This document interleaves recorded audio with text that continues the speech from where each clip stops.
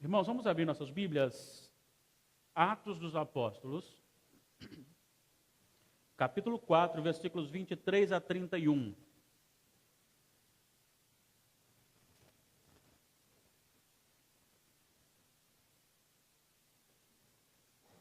Atos 4, 23 a 31. Eu estarei lendo em voz audível, os irmãos me acompanhem silenciosamente. Uma vez soltos, procuraram os irmãos e lhes contaram quantas coisas lhes haviam dito os principais sacerdotes e os anciãos. Ouvindo isto, unânimes, levantaram a voz a Deus e disseram: Tu, soberano Senhor, que fizeste o céu, a terra, o mar e tudo que neles há, que disseste por intermédio do Espírito Santo, por boca de Davi, nosso pai, teu servo, por que se enfureceram os gentios e os povos imaginaram coisas vãs? Levantaram-se os reis da terra e as autoridades ajuntaram-se a uma contra o Senhor e contra o seu ungido, porque verdadeiramente se ajuntaram nesta cidade contra o teu santo servo Jesus, ao qual ungiste Herodes e Pôncio Pilatos com gentios e gente de Israel, para fazerem tudo o que a tua mão e o teu propósito predeterminaram. Agora, Senhor, olha para as suas ameaças e concede aos teus servos que anunciem com toda a intrepidez a tua palavra, enquanto estendes a mão para fazer curas, sinais e prodígios, por intermédio do nome do teu santo servo Jesus. Tendo eles orado, tremeu o lugar onde estavam reunidos. Todos ficaram cheios do Espírito Santo e com intrepidez anunciavam a palavra de Deus. Que o Senhor nos abençoe, nos ilumine, nos oriente, nos edifique nesta meditação. Amém. Nós temos ultimamente, de forma mais direta, recebido alguns ataques ao cristianismo. De maneira assim mais clara, nós temos experimentado no Brasil algum ataque bem direto e pessoas que se levantam, às vezes formulando leis, né, que vão ferir aos valores bíblicos para a família, valores bíblicos no que diz respeito ao trabalho, à própria identidade. Nós temos também os ataques que não vêm das autoridades, mas vêm da própria pessoa, do próprio grupo, como nós vemos manifestações que se levantam contra a família e contra o cristianismo. Nós temos também manifestações que se levantam contra a igreja, difamando o nome da igreja em anunciar o evangelho que não é o evangelho bíblico, que não é o evangelho cristocêntrico. Nós temos então várias manifestações, e agora então, como disse, de forma mais clara e mais direta, que resultam em reações diversas de vários crentes, de vários protestantes, de vários religiosos também. Nós recebemos a última, que foi a manifestação do grupo homossexual em São Paulo, em que escarneceram do cristianismo, dos símbolos do cristianismo, e zombaram de Cristo, da cruz e da igreja. E isso resultou numa resposta de muitas pessoas que se dizem cristãs, brigando contra nas redes sociais, como se isso fosse resolver a situação, e isso acabou incomodando muitas outras pessoas também, porque ficaram assustadas, e realmente assusta a gente a esses acontecimentos. Mas o que fazer quando esses ataques são mais diretos? Qual deve ser o papel do crente? Ir para a rede social e começar a rebater com palavras que não são bíblicas, palavras que não são realmente de Cristo? Qual deve ser a atitude do cristão quando esses ataques são então mais aflorados ou intensificados? Nós temos aqui um texto lido que nos ensina, que nos mostra, que nos direciona como devemos portar diante da situação. Qual era a situação do texto lido aqui? O texto lido é uma oração. E nós vamos trabalhar um pouquinho no texto, mas antes precisamos entender esse contexto. O que levou os discípulos a orar, a igreja a orar. E vamos falar depois como orou, mas precisamos entender o que estava acontecendo. Se você voltar no capítulo 3, do versículo 1 até o versículo 10, você tem Pedro e João indo para a oração da hora nona, que então seria 3 horas da tarde, e ali eles encontram um coxo.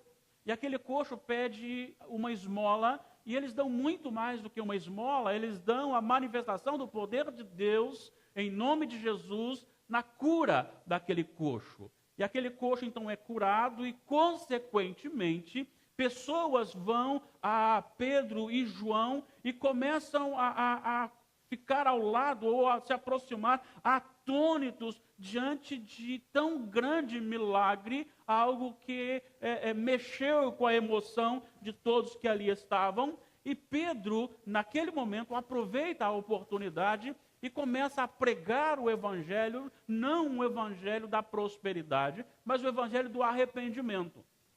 Ele vai dizer que, na verdade, aquele coxo foi curado não pelo poder de Pedro, não pelo poder de João, mas pelo poder de Jesus, que havia sido então crucificado e agora ressuscitado. E ele vai dizer então o seguinte: vocês precisam se arrepender do pecado de vocês. A mensagem é essa: vocês são culpados e precisam de arrependimento. Mas quando eles falam do Jesus ressuscitado, algo diferente acontece, porque as autoridades ali instituídas, do Sinédrio, sacerdotes, capitão do templo, saduceus, principalmente saduceus que não criam na ressurreição, se ajuntam e no capítulo 4 eles vão a Pedro e João e os prendem. E ali então eles os guardam na prisão e na prisão agora eles vão ouvi-los. E ali eles expõem novamente a questão do Jesus ressuscitado e faz uma acusação direta às autoridades, dizendo que o Jesus que vós crucificastes, Deus o ressuscitou. E vai dizer o seguinte: foi no nome dele que esse homem foi curado, e não há salvação em nenhum outro nome. Está no versículo 12. Para que possa conduzir o homem ao céu. E quando isso acontece, algo extraordinário abala a sociedade daquelas autoridades, porque, na verdade, o que estavam falando ali eram homens incultos, como Pedro, e eles começaram a observar que homens como Pedro estão falando com tanta autoridade que está abalando a estrutura mental e o argumento também daquelas autoridades. E eles resolvem, então, impedir que Pedro e João e os demais apóstolos e também os demais irmãos continuassem falando desse Jesus ressuscitado. E chamam, então, no versículo 18, do capítulo 4, chamam a Pedro e João e dizem o seguinte: vocês estão proibidos absolutamente, não falem nem ensinem no nome de Jesus. Mas Pedro e João, naquele momento, se vira e diz para as autoridades: julgai se é justo diante de Deus ouvir-vos antes a vós outros do que a Deus, pois nós não podemos deixar de falar das coisas que vimos e ouvimos. E aí então, após falarem isso, eles são novamente ameaçados e soltos, porque não havia nada para culpá-los, que levasse então ou mantê-los na prisão. E diz o versículo 21, que após serem soltos, eles saíram felizes por terem achado digno de sofrer pelo Evangelho ou de glorificar o nome de Deus. E isto foi como resultado na vida do povo, e eles saem proibidos de pregar a palavra. Eles então recebem essa proibição, eles recebem então esse ataque dessas autoridades, e é neste momento que eles partem para uma ação que deve ser a nossa ação hoje, diante dos ataques que a igreja tem sofrido. Quando nós olhamos então o texto lido, nós vamos ver uma dupla que acabou de ministrar no nome de Jesus, no poder de Jesus, uma cura, e que foram então ovacionados por alguns, mas que não se renderam aos pés destes, antes o chamou ao arrependimento. Eles agora são presos porque falam da ressurreição de Jesus e ameaçados e proibidos de pregar o evangelho. Neste contexto, eles chamam os apóstolos, os outros irmãos, os irmãos da igreja, e começam agora a anunciar e a dizer o que eles tinham passado, qual era a informação. No versículo 23, eles contaram quantas coisas lhes haviam dito os principais sacerdotes e os anciãos. O que fazer? Talvez você poderia pensar, buscar um meio legal, dentro de uma liberdade religiosa. Mas lá não havia. E por isso, então, eles tomam a decisão que deve ser a nossa decisão. Eles buscam a decisão. Ao tomar conhecimento do problema, eles se unem. Eles estão juntos em oração. A oração aqui é o primeiro passo e o principal passo para que a obra continue. A oração na vida da igreja primitiva era algo determinante, praticado, era algo buscado, realizado, era algo que mexia realmente com a vida dos irmãos, tanto é que anteriormente no capítulo 2, no versículo 42 em diante, você vai encontrar a igreja que estava constantemente em oração, diariamente no templo, e mantinha essa comunhão. Então era uma marca registrada daqueles irmãos, era a oração. E aqui é manifestado ao nosso coração que não é uma oração de um que quer orar, mas todos querem orar, todos estão juntos, unânimes, levantaram a voz a Deus e disseram. Não é aqui apenas um pequeno grupo de 10, 15, 20 pessoas que vai para uma reunião de oração, mas os irmãos estão juntos. Há uma unidade, há um desejo, e esse desejo não é maior na vida de um, mas é igual na vida de todos para a oração. E é esta oração que vai determinar o encorajamento da igreja na sua missão ali em Atos dos Apóstolos. E ele então começa essa oração, todos com o mesmo espírito, todos no mesmo coração, todos com grande alegria de estar na presença de Deus, mas também com temor diante das acusações. Agora eles estão orando ao Senhor. E a oração dirigida ao Senhor, ela é aqui então distribuída em alguns pontos que me chamam a atenção. Eles começam a oração com uma declaração de que realmente creem que Deus é o único que pode oferecer solução para o problema. Porque eles começam exaltando a Deus e dizem: Tu, soberano Senhor, que fizeste o céu, a terra, o mar e tudo que neles há. Neste momento eu entendo que esses homens estavam em oração, declarando ao Senhor o que estava realmente no seu coração, porque a boca fala do que está cheio o coração. Em meio à crise, em meio à tempestade, em meio às ameaças, em meio à proibição, eles então estão dizendo: nós reconhecemos que tudo pertence ao Senhor. A soberania de Deus, ela é não só cantada, como nós fizemos há pouco, mas ela é também declarada na oração, e agora aqui pelos apóstolos, de maneira muito clara. O profeta Isaías trata disso no capítulo 40, de maneira belíssima, e na história do povo de Israel, você vê a soberania de Deus agindo constantemente na vida do seu povo. O povo de Israel experimentou o agir poderoso de um Deus que guerreava a guerra do povo.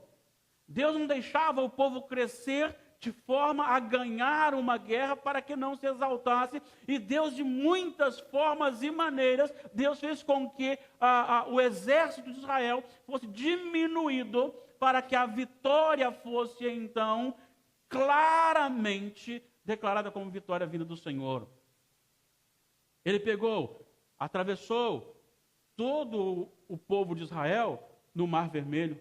E no mesmo mar que ele atravessa o povo de Israel, ele afoga o exército egípcio. Ele dá maná ao povo, uma comida caída do céu. Ele dá água saindo da rocha. As sandálias não se gastam, as roupas não se envelhecem. E o povo vai caminhando no poder de Deus. E por várias maneiras Deus dá a vitória ao povo, dizendo, eu estou dando a vitória ao povo. Foi no caso de Gideão. E de tantos outros que se levantaram, Deus sempre deixou claro, eu estou no controle. Eu estou no controle. Eu sou o Criador. Eu sou o Senhor. E o profeta Isaías então vai dizer justamente, entendendo essas palavras e inspirado, agora ele vai dizer da grandeza de Deus, a glória, o poder, a majestade, a santidade de Deus. Ele vai dizer que Deus é imensurável, a ponto de comparar as nações como menos do que nada. Ele vai dizer que Deus é aquele que chama as estrelas, e você aqui na cidade grande, você não consegue ver as estrelas. Diga-se de passagem, quem esteve lá no interior com a gente. Deus chama cada uma pelo nome e nenhuma delas lhe foge. Ele faz forte o cansado. Ele faz voar, subir com asas como de águia. Porque Ele é o Todo-Poderoso. Ele é aquele que não pode ser identificado ou comparado a nada. E este reconhecimento agora dos apóstolos é justamente nessa história, não só na história do povo de Israel, mas também uma experiência destes homens ao contemplar a ressurreição de Jesus. Então eles sabem que Deus está no controle. Assim como o salmista orava, tu és a nossa rocha, tu és o nosso esconderijo. Eles sabiam também, assim como o salmista diz, antes que a palavra me chegue à língua, tu já a conheces toda, não tem como me esconder em lugar nenhum. Se suba aos céus, lá estás, se faça minha cama no mais profundo abismo, lá estás também. Se tomas as asas da alvorada e me detém nos confins dos mares, ainda lá me haverá de guiar a tua mão. Até as trevas, não tem como esconder de Deus nem nas trevas, porque as trevas se dissolvem, elas desaparecem. E os discípulos aqui, os apóstolos, tinham essa visão, a igreja tinha essa visão, não só essa visão, porque a maior e a plena luz havia se manifestado, que era Jesus. E agora então eles conseguem enxergar a promessa de Deus já concluída na crucificação e ressurreição. Então eles exaltam o Senhor como aquele que governa absolutamente todas as coisas.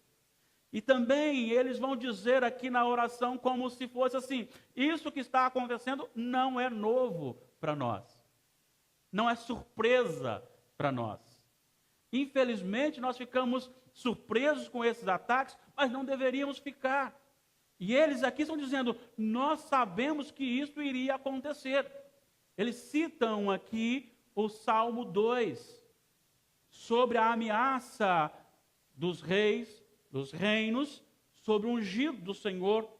E ele vai dizer assim, tu criaste todas as coisas, fizeste o céu, a terra, o mar e tudo que neles há, que disseste, por intermédio do Espírito Santo, por boca de Davi, nosso pai, teu servo, porque se enfurecem os gentios e os povos imaginam coisas vãs. Levantam-se os reis da terra. E aí vai dizer no versículo 27, porque verdadeiramente se ajuntaram nesta cidade contra o teu santo servo Jesus, ao qual ungiste Herodes e Pôncio Pilatos, com gentios e gente de Israel, para fazerem tudo o que a tua mão e o teu propósito predeterminaram. O que eles estavam dizendo era justamente isso: nós não fomos apanhados de surpresa, porque tu já nos havia revelado. Tu já nos havias revelado a respeito deste acontecimento. E hoje se cumpriu na crucificação. E se cumpre agora na ameaça à igreja.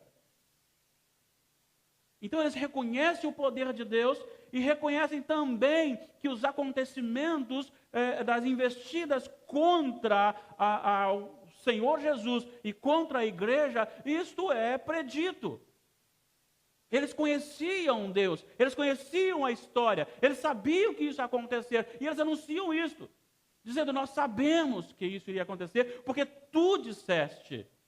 E aí a beleza aqui não está assim: Davi disse, versículo 25 disse, porque disseste, dizendo para Deus, que disseste por intermédio do Espírito Santo, por boca de Davi. Davi foi um simples instrumento de Deus. Quem disse foi Deus, pela pessoa do Espírito Santo, justamente o que iria acontecer.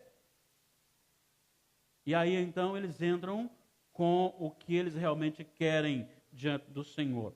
E aí eu fiquei a pensar: o que eu pediria se eu estivesse na situação deles?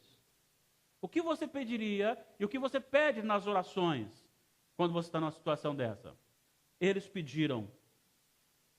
Volte seus olhos para o versículo 29.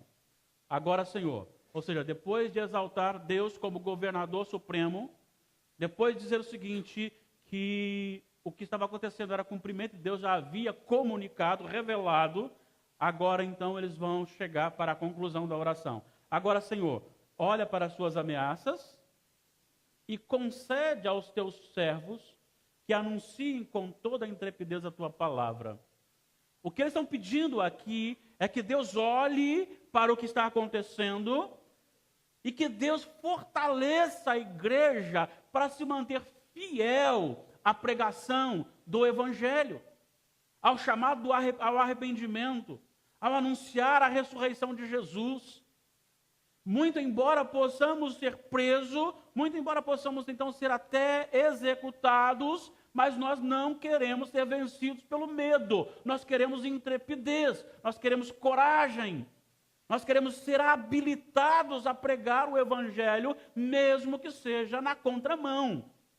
E é isso que eles estão pedindo aqui. Eles não pediram livramento. Ó, Senhor, olha para aqueles ímpios e ministros sobre eles, fecha a boca do leão. Não, eles não pediram para fechar a boca do leão. Eles pediram, nos encoraje para enfrentar o leão, mesmo que ele esteja de boca aberta, mesmo que ele esteja com as presas às vistas.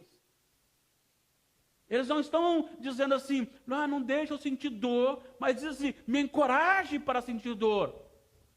Porque logo à frente você tem o versículo que vai dizer que eles se alegraram justamente por ter sido encontrado dignos de sofrer por Cristo, que está no capítulo 5, versículo 41. E eles se retiraram do sinédrio, regozijando-se por terem sido considerados dignos de sofrer afrontas por esse nome, o nome de Jesus, que é justamente o cumprimento de Mateus 5, quando Jesus vai dizer assim: regozijai-vos e alegrai quando, mentindo, disser tudo mal contra vós, porque grande é o vosso galardão no céu. Agora eles estão aqui dizendo: Senhor, eu preciso ser encorajado, eu não posso voltar atrás, eu não posso me misturar, eu não posso me amoldar a este evangelho que está surgindo aí, negando a Jesus. Eu preciso ser encorajado para pregar este evangelho, eu preciso ser encorajado para anunciar este evangelho, eu preciso de intrepidez, eu preciso do Espírito Santo. Nisso aqui você vê uma coisa muito importante, porque há o reconhecimento de que tudo o que aconteceu até então, a cura, a força para dizer que não eram eles, mas Jesus, a prisão e a coragem para impor sobre as autoridades uma posição, isso vinha do Espírito Santo. Porque eles podiam bater o peito e dizer: Senhor, muito obrigado, porque nós somos encorajados, estamos preparados. Mas eles estão dizendo assim: nós não estamos preparados. olha as ameaças e conceda aos teus servos intrepidez para anunciar a tua palavra. Isso é muito importante. Muito importante. E aí ele vai dizer, enquanto estendes as mãos, ou a mão, para fazer prodígios, sinais, curas, por intermédio não nosso, mas do nome do teu santo servo Jesus. Ou seja, nós precisamos do agir do Senhor. Nós precisamos da manifestação do Senhor. Porque experiência pessoal, ela é só pessoal. Deus tinha que agir ali para comprovar que aqueles homens eram então continuadores do Evangelho de Cristo. E por isso eles eram diferentes. Por isso eles eram diferentes. É por isso que quando eles terminaram a oração, tremeu o lugar onde estavam. Porque a oração não foi egoísta. A oração foi de exaltação do nome de Deus. Foi de declaração de conhecimento de Deus. E foi uma oração de confissão de necessidade de Deus na vida para fazer a obra do Senhor diante das ameaças. O que esse texto tem a ver com a gente hoje, hein? Será que esse texto tem alguma coisa a ver com as crianças, com os adolescentes, com os jovens, com os adultos, com os anciãos? Tem tudo a ver. Naquele momento eles foram aprisionados e foram proibidos de pregar a ressurreição de Jesus. O que nós temos enfrentado hoje? Nós temos um sistema governamental que está cada dia mais bombardeando a sociedade e dizendo que o modelo bíblico é ultrapassado. Num país que se diz cristão, você não pode mais ensinar a fé cristã nas escolas. Porque está havendo uma necessidade de se parecer com as nações ímpias. Muito parecido com Israel quando pediu que gostaria de ter um rei. Não Deus como rei, mas gostaria de ter um rei homem, assim como as demais nações. Mas nós temos também, e talvez seja a maior perseguição, não são nem desses grupos governamental ou os próprios grupos que se levantam e criam lá uma oposição, mas creio eu que a maior perseguição para a igreja é da própria igreja ou da falsa igreja que está inserida na verdadeira igreja. Talvez essa seja a maior perseguição hoje para a nossa vida. Porque quando você chega como líder da igreja, como irmão crente, e você chega perto de alguém para aconselhar ou para chamar a atenção, às vezes a expressão que você usa é aquela maldita palavra que é realmente, creio, que neste contexto foi formulada no inferno, que é o nada a ver. Não, isso não tem nada a ver. Não, isso não tem nada a ver. E o nada a ver está levando um grupo grande para o inferno. E tem tirado a nossa autoridade, ou melhor, não tirado, mas tem dificultado a igreja verdadeira, santa, que busca servir ao Senhor. Porque quando você chega para alguém e você aconselha dizendo, irmão querido, não faça isso, isso é contra a palavra de Deus, ele diz o seguinte, olha, se você não me deixar fazer aqui, eu vou para a igreja de lá, porque lá eu posso fazer. Então são ataques realmente diabólicos e que precisamos orar a Deus para que tenhamos discernimento e tendo discernimento deste cumprimento, nós tenhamos também intrepidez no Espírito Santo para continuar firmes no Evangelho cristocêntrico, bíblico, mesmo que isto não agrade a população. Mesmo que isto vá ferir a nossa imagem na popularidade. Mesmo que isso vá trazer para nós alguns inimigos.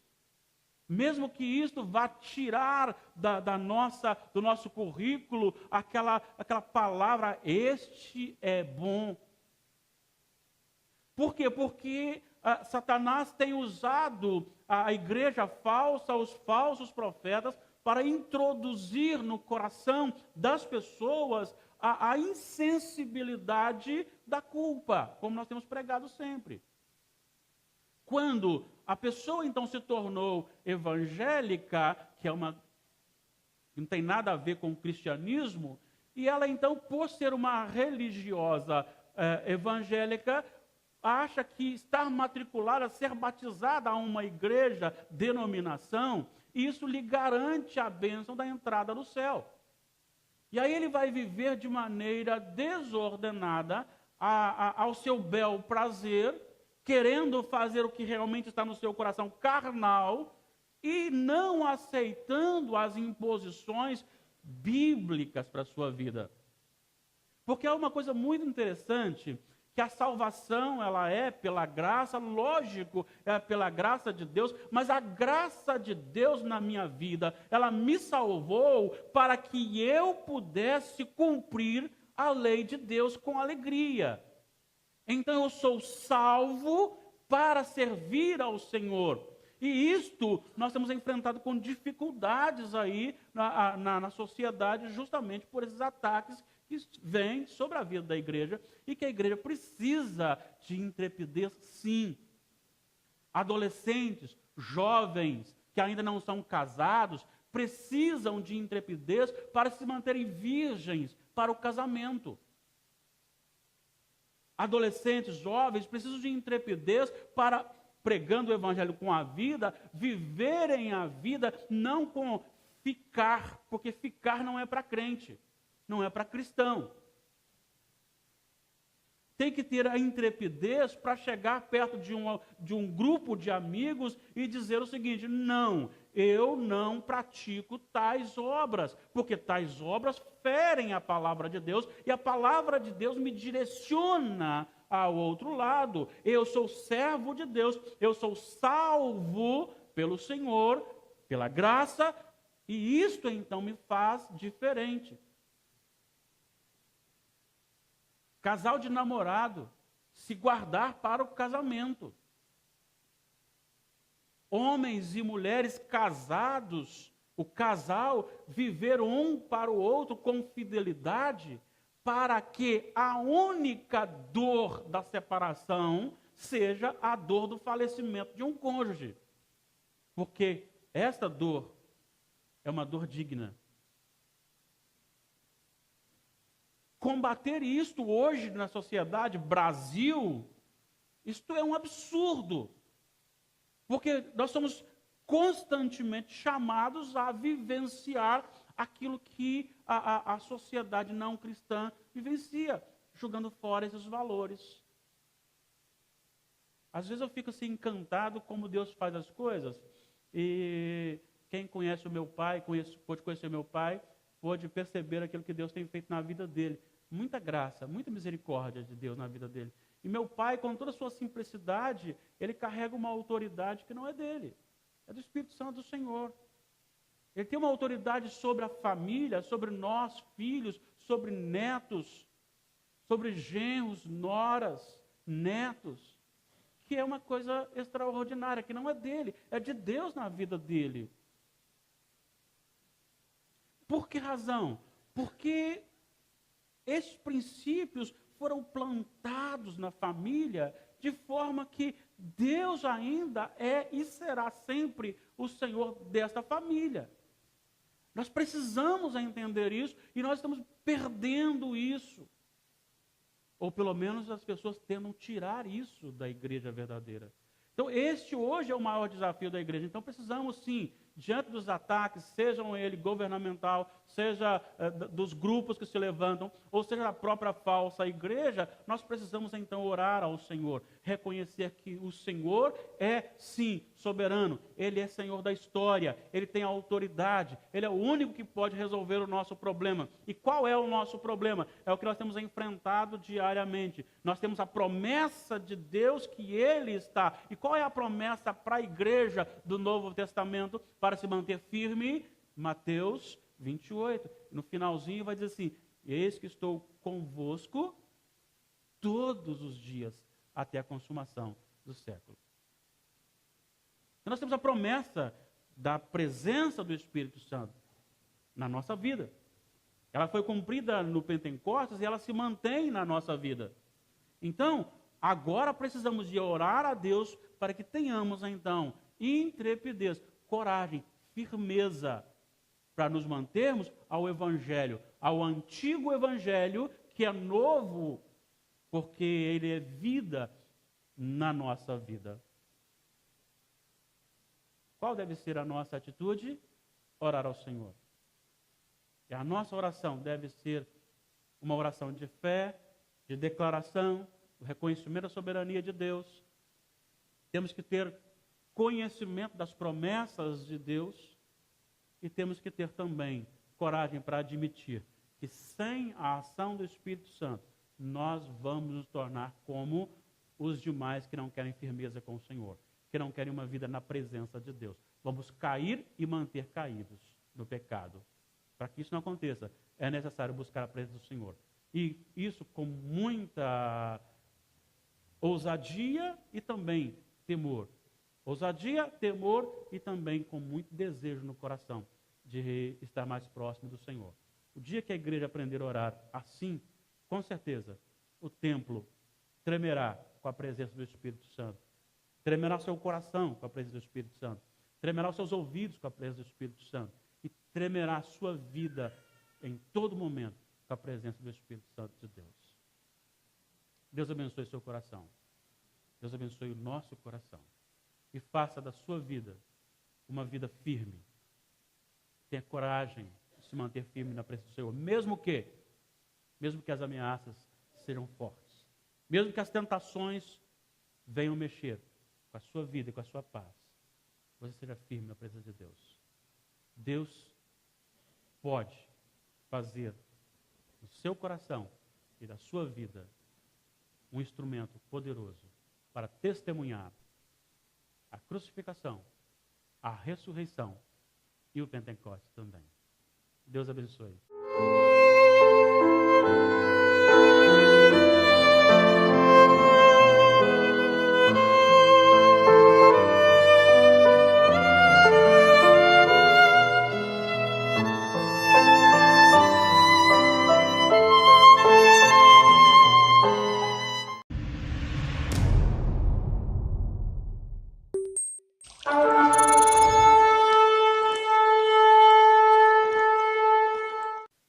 Irmãos, vamos abrir nossas Bíblias, Atos dos Apóstolos,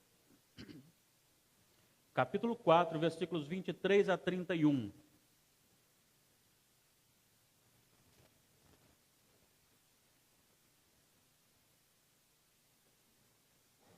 Atos 4, 23 a 31. Eu estarei lendo em voz audível, os irmãos me acompanhem silenciosamente. Uma vez soltos, procuraram os irmãos e lhes contaram quantas coisas lhes haviam dito os principais sacerdotes e os anciãos. Ouvindo isto, unânimes, levantaram a voz a Deus e disseram: Tu, soberano Senhor, que fizeste o céu, a terra, o mar e tudo que neles há, que disseste por intermédio do Espírito Santo, por boca de Davi, nosso pai, teu servo, por que se enfureceram os gentios e os povos e imaginaram coisas vãs? Levantaram-se os reis da terra e as autoridades ajuntaram-se a uma contra o Senhor e contra o seu ungido, porque verdadeiramente se ajuntaram nesta cidade contra o teu santo servo Jesus, ao qual ungiste Herodes e Pôncio Pilatos com gentios e gente de Israel, para fazerem tudo o que a tua mão e o teu propósito predeterminaram. Agora, Senhor, olha para as suas ameaças e concede aos teus servos que anunciem com toda a intrepidez a tua palavra, enquanto estendes a mão para fazer curas, sinais e prodígios, por intermédio do nome do teu santo servo Jesus. Tendo eles orado, tremeu o lugar onde estavam reunidos. Todos ficaram cheios do Espírito Santo e com intrepidez anunciavam a palavra de Deus. Que o Senhor nos abençoe nos ilumine, nos oriente, nos edifique nesta meditação. Amém. Nós temos ultimamente, de forma mais direta, recebido alguns ataques ao cristianismo. De maneira assim mais clara, nós temos experimentado no Brasil algum ataque bem direto e pessoas que se levantam, às vezes formulando leis, né, que vão ferir aos valores bíblicos para a família, valores bíblicos no que diz respeito ao trabalho, à própria identidade. Nós temos também os ataques que não vêm das autoridades, mas vêm da própria pessoa, do próprio grupo, como nós vemos manifestações que se levantam contra a família e contra o cristianismo. Nós temos também manifestações que se levantam contra a igreja, difamando o nome da igreja em anunciar o evangelho que não é o evangelho bíblico, que não é o evangelho cristocêntrico. Nós temos então várias manifestações de pregar o evangelho. Neste contexto, eles chamam os apóstolos, os outros irmãos, os irmãos da igreja, e começam agora a anunciar e a dizer o que eles tinham passado. Qual era a informação? No versículo 23, eles contaram quantas coisas lhes haviam dito os principais sacerdotes e os anciãos. O que fazer? Talvez você poderia pensar, buscar um meio legal, dentro de uma liberdade religiosa. Mas lá não havia. E por isso, então, eles tomam a decisão que deve ser a nossa decisão. Eles buscam a decisão. Ao tomar conhecimento do problema, eles se unem. Eles estão juntos em oração. A oração aqui é o primeiro passo e o principal passo para que a obra continue. A oração na vida da igreja primitiva era algo determinante, praticado, era algo buscado, realizado, era algo que mexia realmente com a vida dos irmãos. Tanto é que anteriormente, no capítulo 2, no versículo 42 em diante, você vai encontrar a igreja que estava constantemente em oração, diariamente no templo, e mantinha essa comunhão. Então era uma marca registrada daqueles irmãos, era a oração. E aqui é manifestada ao nosso coração que não é uma oração de um que quer orar, mas todos querem orar. Todos estão juntos, unânimes, levantaram a voz a Deus e disseram. Não é aqui apenas um pequeno grupo de 10, 15, 20 pessoas que vai para uma reunião de oração, mas os irmãos estão juntos. Há uma unidade, há um desejo, e esse desejo não é maior na vida de um, mas é igual na vida de todos para a oração. E é esta oração que vai determinar o encorajamento da igreja na sua missão ali em Atos dos Apóstolos. E ele então começa essa oração, todos com o mesmo espírito, todos no mesmo coração, todos com grande alegria de estar na presença de Deus, mas também com temor diante das acusações. Agora eles estão orando ao Senhor. E a oração dirigida ao Senhor, ela é aqui então distribuída em alguns pontos que me chamam a atenção. Eles começam a oração com uma declaração de que realmente creem que Deus é o único que pode oferecer solução para o problema. Porque eles começam exaltando a Deus e dizem: Tu, soberano Senhor, que fizeste o céu, a terra, o mar e tudo que neles há. Neste momento eu entendo que esses homens estavam em oração, declarando ao Senhor o que estava realmente no seu coração, porque a boca fala do que está cheio o coração. Em meio à crise, em meio à tempestade, em meio às ameaças, em meio à proibição, eles do Sinédrio, sacerdotes, capitão do templo, saduceus, principalmente saduceus que não criam na ressurreição, se ajuntam e no capítulo 4 eles vão a Pedro e João e os prendem. E ali então eles os guardam na prisão e na prisão agora eles vão ouvi-los.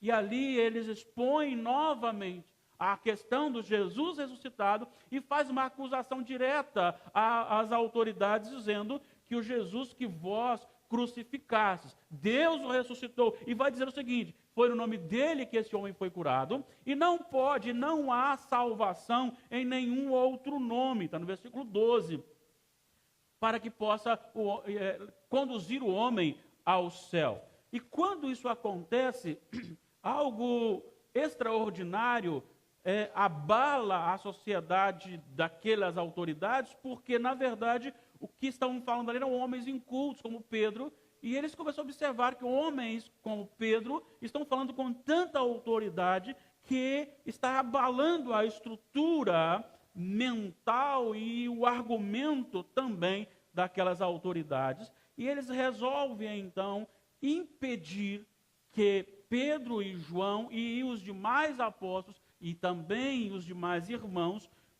continuassem falando desse Jesus ressuscitado. E chamam, então, no versículo 18, capítulo 4, chamam a Pedro e João e dizem o seguinte: vocês estão proibidos absolutamente, não falem nem ensinem no nome de Jesus.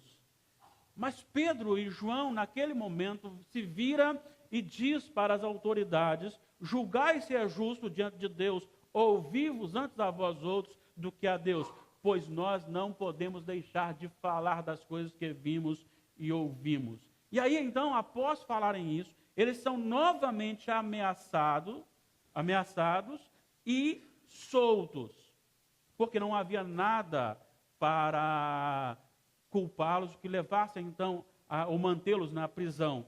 E diz o versículo 21, que após serem soltos, eles saíram felizes por terem achado digno de sofrer pelo Evangelho ou de glorificar o nome de Deus. E isto foi como resultado na vida do povo, e eles saem proibidos de pregar a palavra.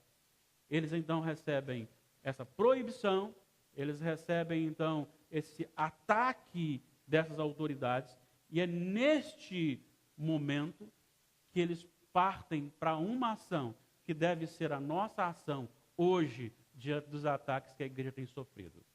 Quando nós olhamos então o texto lido, nós vamos ver uma dupla que acabou de ministrar no nome de Jesus, no poder de Jesus, uma cura, e que foram então ovacionados por alguns, mas que não se renderam aos pés destes, antes o chamou ao arrependimento.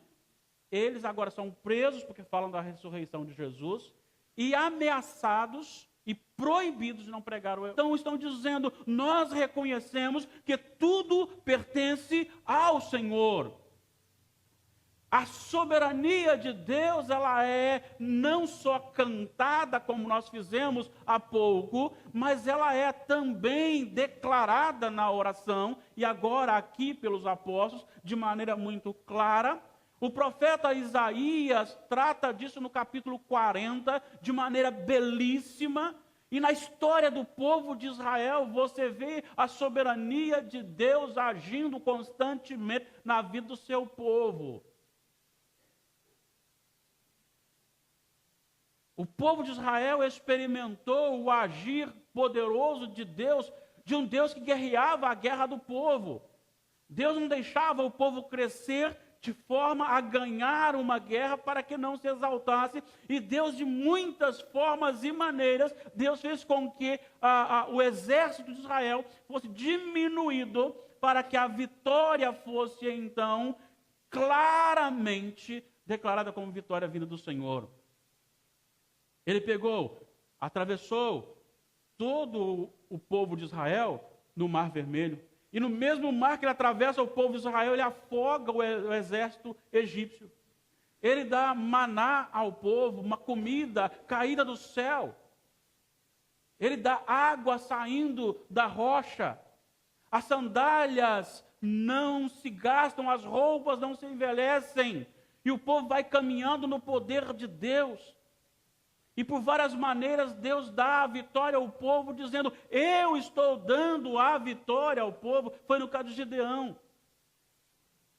E de tantos outros que se levantaram, Deus sempre deixou claro: eu estou no controle. Eu estou no controle. Eu sou o Criador. Eu sou o Senhor. E o profeta Isaías então vai dizer justamente, entendendo essas palavras e inspirado, agora ele vai dizer da grandeza de Deus, a glória, o poder, a majestade, a santidade de Deus. Ele vai dizer que Deus é imensurável, a ponto de comparar as nações como menos do que nada. Ele vai dizer que Deus é aquele que chama as estrelas, e você aqui na cidade grande, você não consegue ver as estrelas. Diga-se de passagem, quem esteve lá no interior com a gente. Deus chama cada uma pelo nome, e nenhuma delas lhe foge. Ele faz forte o cansado. Ele faz voar, subir com asas como de águia. Porque Ele é o Todo-Poderoso. Ele é aquele que não pode ser identificado ou comparado a nada. E este reconhecimento agora dos apóstolos é justamente nessa história, não só na história do povo de Israel, mas também uma experiência destes homens ao contemplar a ressurreição de Jesus. Então eles sabem que Deus está no controle. Assim como o salmista orava: tu és a nossa razões. E agora então, como disse, de forma mais clara e mais direta, que resultam em reações diversas de vários crentes, de vários protestantes, de vários religiosos também. Nós recebemos a última, que foi a manifestação do grupo homossexual em São Paulo, em que escarneceram do cristianismo, dos símbolos do cristianismo, e zombaram de Cristo, da cruz e da igreja. E isso resultou numa resposta de muitas pessoas que se dizem cristãs, brigando contra nas redes sociais, como se isso fosse resolver a situação. E isso acabou incomodando muitas outras pessoas também, porque ficaram assustadas, e realmente assusta a gente a esses acontecimentos. Mas o que fazer quando esses ataques são mais diretos? Qual deve ser o papel do crente? Ir para a rede social e começar a rebater com palavras que não são bíblicas, palavras que não são realmente de Cristo? Qual deve ser a atitude do cristão quando esses ataques são então mais aflorados ou intensificados? Nós temos aqui um texto lido que nos ensina, que nos mostra, que nos direciona como devemos nos portar diante da situação. Qual era a situação do texto lido aqui? O texto lido é uma oração. E nós vamos trabalhar um pouquinho no texto, mas antes precisamos entender esse contexto. O que levou os discípulos a orar, a igreja a orar. E vamos falar depois como orou, mas precisamos entender o que estava acontecendo. Se você voltar no capítulo 3, do versículo 1 até o versículo 10, você tem Pedro e João indo para a oração da hora nona, que então seria 3 horas da tarde, e ali eles encontram um coxo. E aquele coxo pede uma esmola, e eles dão muito mais do que uma esmola, eles dão a manifestação do poder de Deus, em nome de Jesus, na cura daquele coxo. E aquele coxo então é curado e, consequentemente, pessoas vão a Pedro e João e começam a ficar ao lado ou a se aproximar atônitos diante de tão grande milagre, algo que mexeu com a emoção de todos que ali estavam. E Pedro, naquele momento, aproveita a oportunidade e começa a pregar o evangelho, não o evangelho da prosperidade, mas o evangelho do arrependimento. Ele vai dizer que, na verdade, aquele coxo foi curado não pelo poder de Pedro, não pelo poder de João, mas pelo poder de Jesus, que havia sido então crucificado e agora ressuscitado. E ele vai dizer então o seguinte: vocês precisam se arrepender do pecado de vocês. A mensagem é essa: vocês são culpados e precisam de arrependimento. Mas quando eles falam do Jesus ressuscitado, algo diferente acontece, porque as autoridades ali instituídas,